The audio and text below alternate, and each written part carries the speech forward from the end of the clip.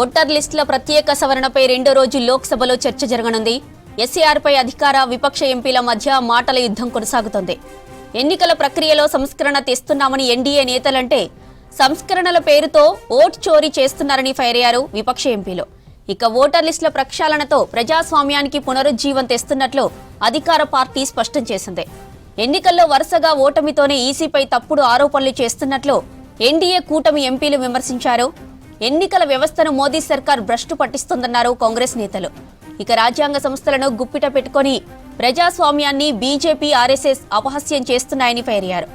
అటు అసలైన ఓట్లను తొలగిస్తే ఎవరిని బాధ్యులుగా చేస్తారని ప్రశ్నించారు Samajwadi party MP Ram Gopal Yadav.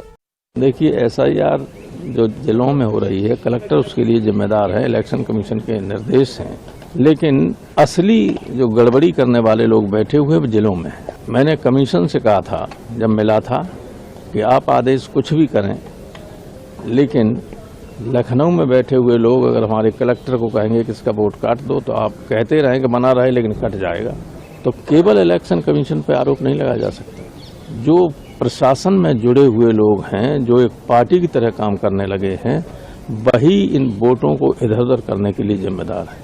EVM machine जब जमा होने आती है तो उसकी जगह दूसरी जमा कर दो तो इलेक्शन कमीशन थोड़ी करेगा, वो तो कलेक्टर ही करता है, रिटर्निंग अफसर करता है और सरकारों का उसमें हाथ होता है।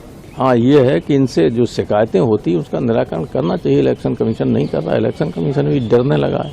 और देखिए, इलेक्टोरल रिफॉर्म्स के लिए दो तीन चीज़ें जरूरी हैं, एसेंशियल हैं। इलेक्शन कमीशन की नियुक्ति और जुडिशरी की इंडिपेंडेंस। अब मान लो यहाँ गड़बड़ी हो रही तो इलेक्शन कमीशन कहेगा कि अभी तो वो सुप्रीम कोर्ट कहेगा कि इलेक्शन कमीशन के काम में हम हस्तक्षेप नहीं कर रहे।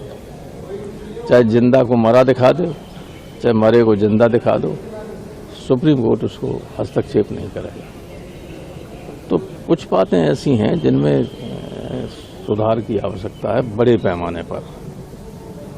और जिस तरह से वोटिंग वाले दिन ईवीएम को लाया जाता है, हमें याद है टीएन सेशन ने व्यवस्था कर दी थी कि हर पॉलिटिकल पार्टी को रूट दिया जाता था कि इस बूथ के बैलेट बॉक्सेस इस रूट से जाएंगे, इस नंबर की गाड़ी में जाएंगे, और पॉलिटिकल पार्टी का कार्यकर्ता कोई भी मोटरसाइकिल से गाड़ी से उसके पीछे वहां तक जाएगा जहां जमा होता है।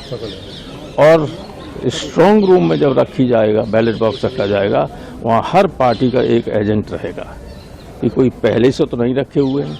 ये सारा सिस्टम खत्म कर